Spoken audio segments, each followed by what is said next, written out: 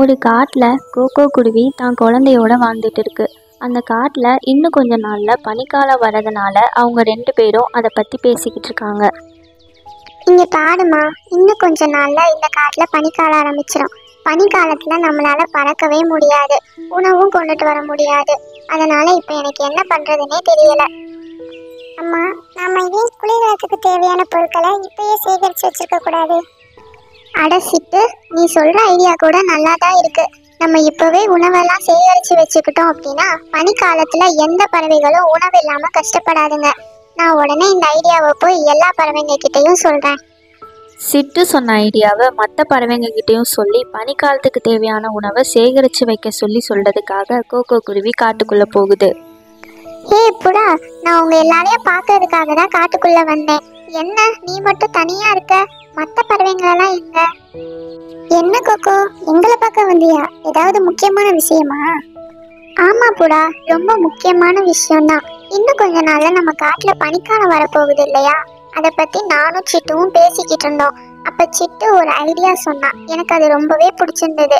பனிக்காலத்துல நம்மளோட ரெக்கைகளை வச்சு நம்மளால பறக்க முடியாது. அதனால பனிக்காலத்துக்கு தேவையான சாப்பாடெல்லாம் நம்ம இப்பவே சேகரிச்சு வச்சுக்கலாம் இல்லையா? அட கோகோ, நீ சொல்ற ஐடியா நல்லா இருக்குது. இரு, நான் போய் மற்ற பறவைகளை கூட்டிட்டு வரேன், எல்லாரும் சேர்ந்து பேசலாம். கோகோ சொல்கிற ஐடியாவை கேட்கறதுக்காக புடா காட்டில் இருக்க மற்ற பறவைங்களையும் கூப்பிட்டுட்டு ஒரு இடத்துல ஒன்றா உட்காந்து பேசுகிறாங்க.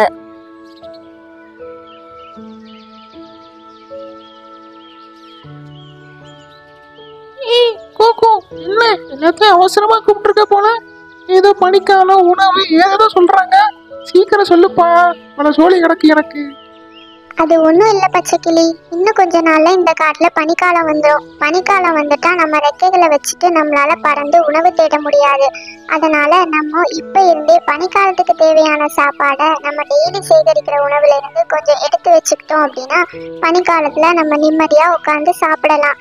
இதெல்லாம் உங்ககிட்ட சொல்லி நம்ம எல்லாரும் ஒன்னா சேர்ந்து தானியங்களை சேர்த்து வைக்கலாம் அப்படின்னு சொல்றதுக்காக தான் உங்களெல்லாம் கூப்பிட்டேன். என்ன கோகோ, காமெடி பண்றியா?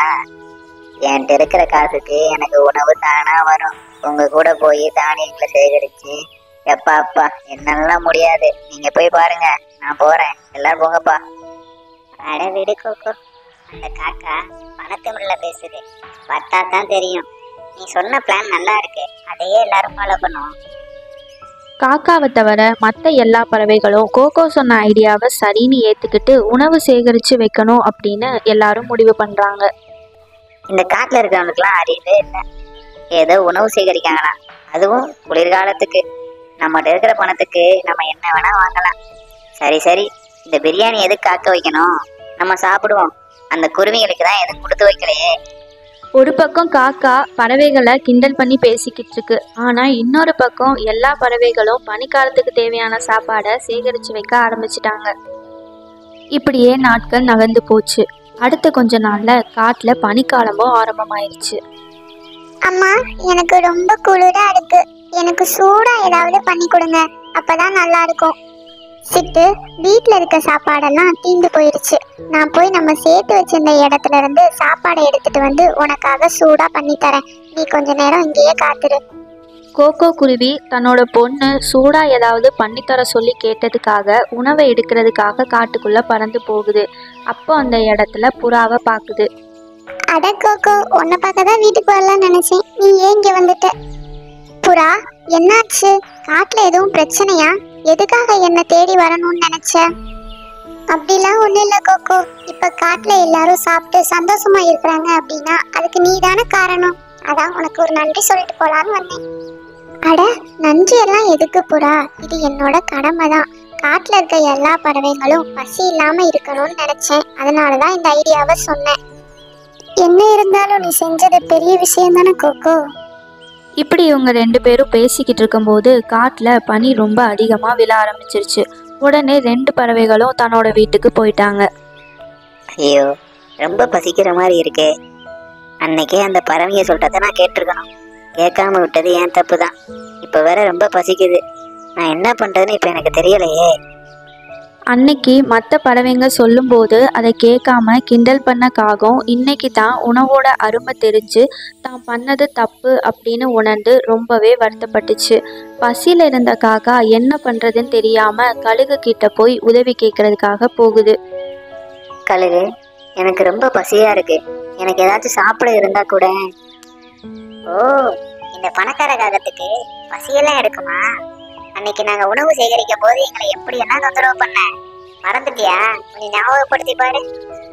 அன்னைக்கு என்ன நடந்துச்சுன்னா, ஒரு நாள் கோகோ குருவி தானியங்களை சேகரிக்கிறதுக்காக கொண்டு போகும்போது மரத்து மேல உட்கார்ந்திருந்த காக்கா ஒரு கிளைய உடைச்சு குருவி மேல போட்டுருது.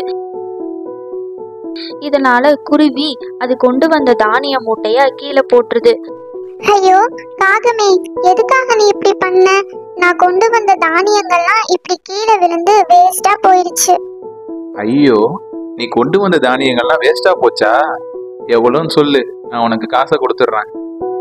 நீ பண்ண வேலையினால எல்லா பறவையும் உன் மேல கோவமா இருக்காங்க.